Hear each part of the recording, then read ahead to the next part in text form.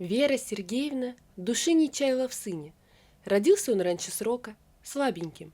Вся жизнь Веры стала крутиться вокруг ребенка. Ночами Матвей часто плакал, днем спал. Весь график у него сбился. Муж начал ворчать, высказывать недовольство. Днем ходи на цыпочках, ночью слушай плач. Однажды он не пришел ночевать, а на следующий день забрал свои вещи и ушел туда, вернее к той, где тихо и спокойно. Вера была в растерянности, но малыш не давал погрузиться в уныние, так как требовал постоянного внимания. Так Вера полностью посвятила себя сыну, делая все, чтобы он был счастлив и без отца. Она много работала и покупала Матвею все самое лучшее, дорогое, во всем отказывая себе. Летом возила на море, и не в какие-нибудь частные гостиницы, а в самые лучшие. Годы шли, мальчик рос, росли его потребности. Мама тоже взрослела, как и ее расходы на сына. На мужчин Вера не смотрела, некогда было. С утра на основной работе учителем начальных классов в школе, после уроков подрабатывала репетиторством. Именно оно давало наибольший доход. Выходные полностью посвящала сыну. Кино, Макдональдс, каток и так далее. На себя совсем времени не оставалось. Когда Матюше, как его звала Вера Сергеевна, исполнилось 14 лет, познакомилась она случайно на улице с мужчиной. Вышла из торгового центра с 2 большими пакетами продуктов, чтобы сыночка вкусненьким накормить. И вдруг у одного пакета прорывается дно, и все продукты оказываются в грязной жиже мартовского снега. Пока Вера стояла в растерянности, к ней подбежал мужчина. В его руке каким-то образом оказался большой пакет. Он начал в него закладывать продукты. «Вы не переживайте, продукты ваши в целлофановых упаковках, внутри не намокли, только снаружи немного испачкались, но это не страшно», — сказал он, как бы успокаивая женщину. Вера очнулась и начала благодарить незнакомца. То ли растерянный взгляд женщины, то ли ее минутная беспомощность, то ли сам мужчина оказался джентльменом. В итоге он донес оба пакета до ее дома. Пока шли, разговорились. Оказывается, мужчина, которого звали Андреем Олеговичем, работал тренером по плаванию в местной спортивной школе. Жил через сквер, неподалеку. Вере он сразу понравился. Чуть выше среднего роста, спортивного телосложения, приятное улыбчивое лицо, да и по возрасту, если и старше, то года на 3-4, не больше. Пакеты мужчина донес прямо до квартиры. Тут для Веры возникла неловкая пауза. Пригласить своего спасителя на чашку кофе в качестве благодарности или просто поблагодарить и уйти. Все-таки он незнакомый человек, да и сын дома, что подумает о матери? К счастью, Андрей Олегович сам разрешил ситуацию. Он просто поставил пакеты у двери и сказал: «Рад был помочь, Вера Сергеевна. Буду более рад, если составите мне в воскресенье компанию сходить в кино. Вышел фильм интересный, а одному скучно идти». Вера на такое предложение растерялась. Она планировала, как всегда, этот день посвятить Матюше, но и с Андреем Олеговичем очень хотелось еще раз встретиться. Видя растерянность женщины, мужчина добавил: «У вас, наверное, планы на выходной уже есть. Диктуйте свой телефон. Я в субботу позвоню, и вы мне скажете, сможете или нет составить мне компанию». Когда наступила суббота, Вера вздрагивала при каждом звонке. Обычно телефон молчал по выходным, а тут звонили все, кроме Андрея Олеговича. Ближе к вечеру, когда Вера потеряла надежду на звонок от Андрея, он позвонил. Впервые за 14 лет, с того дня, как родился Матвей, Вера решила посвятить воскресный день себе. Правда, сыну она наврала, что идет на день рождения к коллеге. Матвей нисколько не расстроился. Наоборот, в последнее время его стали утомлять походы с матерью на разные развлечения. Одно дело сходить в Макдак, поесть вкуснятину, и другое дело переться куда-нибудь. Лучше уж на компе в GTA поиграть или телек посмотреть. Даже каток надоел. Свидание прошло замечательно. Вера совсем забыла этот трепет в душе, от осознания, что ты нравишься мужчине. Ее щеки то и дело вспыхивали от взгляда Андрея, который не скрывал, как сильно ему понравилась Вера. Женщине недавно исполнилось 40 лет, и выглядела она хорошо. Только за заботами о сыне перестала думать, что есть и другая жизнь, интересная и интригующая жизнь, бурлящая эмоциями и радостью. Оказалось, что у Веры и Андрея много общего. Он тоже был в разводе из-за измены жены. Единственная дочь жила с матерью, но он с ней регулярно общался. К тому же девочка подросла и заканчивала вуз. После фильма они пошли в кафе, потом гуляли по парку и говорили. Домой Вера пришла вечером, когда на улице почти стемнело. «Мам, ты что, как долго? Я с утра толком ничего не ел». Встретил ее на пороге голос сына из его комнаты. «Как не ел? Полный холодильник всего. Я вчера специально весь вечер готовила для тебя». «Я что, холодное есть буду?» Искренне удивился Матюша, который привык, что мама все разогреет, принесет, уберет, помоет. Вера бросилась на кухню разогревать сыну ужин. Роман между Верой и Андреем набирал обороты. Уже 3 месяца, как они встречались.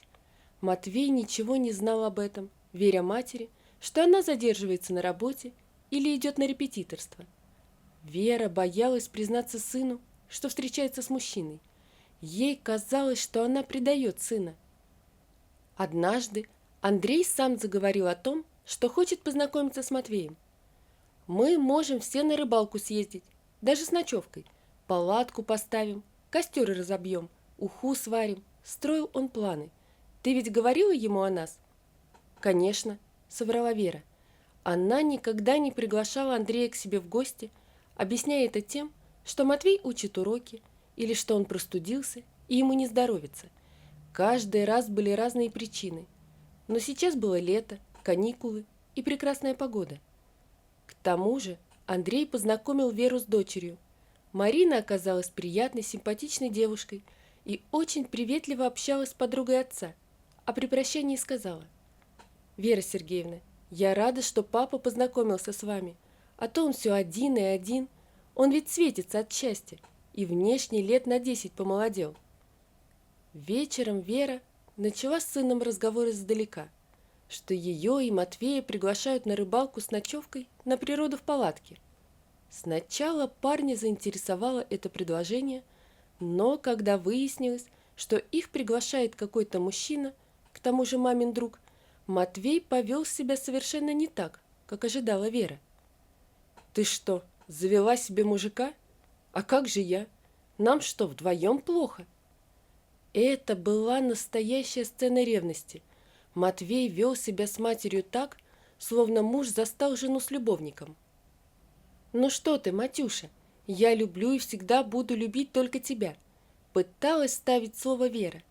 «Андрей Олегович мне просто друг, и он замечательный человек. Ты сам это поймешь, когда познакомишься с ним». «Да я видеть никакого Андрея Олеговича даже не хочу, а знакомиться тем более». Матвей расхаживал по комнате и размахивал руками. Впервые в жизни мать и сын поссорились. Вера в душе разрывалась между двумя дорогими ей людьми. На следующий день она еле уговорила Матвея познакомиться с Андреем. «Он тебе обязательно понравится, вот увидишь». Знакомство сына с Андреем Вера решила организовать дома, чтобы Матвею было комфортно, но потом поняла, что лучше бы оно произошло на нейтральной территории. Матвей вел себя безобразно, давая понять, что это его дом и никого чужого он видеть здесь не желает, особенно рядом с его мамой. «Нам с мамой вдвоем живется очень хорошо. Я не привык к чужим в нашем доме. Кроме меня, маме никто не нужен», были его реплики. Вера смотрела на своего любимого мальчика и не узнавала. Спасибо Андрею. Он вел себя сдержанно, проявляя терпение и такт. При расставании он подбодрил расстроенную Веру. «Не расстраивайся, дорогая. Матвей у тебя хороший парень. Просто слишком долго он тебя ни с кем не делил. Ему надо время, чтобы привыкнуть к тому, что мама заслужила личное счастье. «Ты думаешь, все наладится?» – неуверенно спросила Вера. «Конечно, наладится. Матвей привыкнет ко мне, и все у нас будет хорошо». Только проходили дни, недели. Матвей категорически был против романа матери с каким-то мужиком с улицы. Так называл он Андрея. Он начал просто издеваться над матерью. Зная, что мать на свидании, мог позвонить и умирающим голосом сказать: «Мама, приезжай скорее, мне плохо, наверное, аппендицит», и отключался. Вера мчалась домой. Когда входила в квартиру, заставала Матвея за игрой на компьютере. Однажды Андрей не выдержал подобных издевательств со стороны подростка над матерью и решил поговорить с ним. Но ничего не добился, только услышал в свой адрес оскорбления. Матвей вел себя по-хамски. Вера тоже пыталась поговорить с сыном, но он ей сказал: «Если этот мужик поселится в нашем доме или ты уйдешь жить к нему, я убегу, и больше ты меня не увидишь». Вера была слишком мягкой по отношению к сыну, чтобы поставить его на место, поэтому не знала, что делать. Точку в этой истории поставил Андрей. «Вера, нам нужно в отношениях сделать паузу. Ты мне очень дорога, но так продолжаться не может. Просить сделать выбор я не могу. Все-таки сын роднее и дороже. Терпеть его выходки я устал. Ты слишком много отдавала ему, и он воспринимает тебя как свою собственность. Пойми меня правильно, я хочу нормальных отношений, семью в конце концов». Вера все понимала, но от этого легче не стало. Душевная боль разрывала ее на части. «Ты своего добился. Мы расстались с Андреем», — сказала Вера сыну с порога. Матвей радостный подбежал к матери, обнял и ласково сказал: «Ну и прекрасно, мамочка. Нам же вдвоем очень прекрасно». Жизнь Веры постепенно вернулась в то время, что было до встречи с Андреем. Она снова погрузилась в работу, выходные проводила с сыном. Года через 2 Вера издалека увидела Андрея с женщиной примерно ее возраста. Они держались за руки, смеялись и выглядели очень счастливыми. Всю ночь Вера проплакала в подушку. Ей было очень горько. Она много размышляла и сделала вывод, что слишком баловала Матвея и вырастила его эгоистом. Но тут же оправдывала себя. А как же иначе? Он рос без отца, бедный мальчик. Потом она начинала ругать Андрея, что это он торопил события, не захотел подождать, когда Матвей подрастет и поумнеет. Только под утро она забылась тревожным сном. Прошло несколько лет. Матвей вырос красивым статным парнем, закончил вуз, женился. Родители с обеих сторон помогли молодым купить квартиру, чтобы жили они отдельно. Вере пришлось взять в банке большой кредит. У нее не было таких накоплений, а отказать в помощи она не могла, чтобы не подводить Матюшу. А то получалось, родители снохи вложились в квартиру ради дочки, а она подводит сына. Вере исполнилось 50 лет. Уже не молодая, но еще привлекательная женщина. И одна, всегда одна. Сын со снохой не заходили к ней в гости, ссылаясь на свои дела. Как-то она сама приехала к ним. Просто очень захотелось увидеть Матюшу, обнять его. Даже забыла позвонить, что едет. Молодые были дома, напоили гостью чаем, а потом сказали, что у них запланирован поход в кино. Вера меньше часа побыла у сына в гостях. На пороге Матвей сказал матери: «В следующий раз звони, мать, когда к нам соберешься», и закрыл за ее спиной дверь.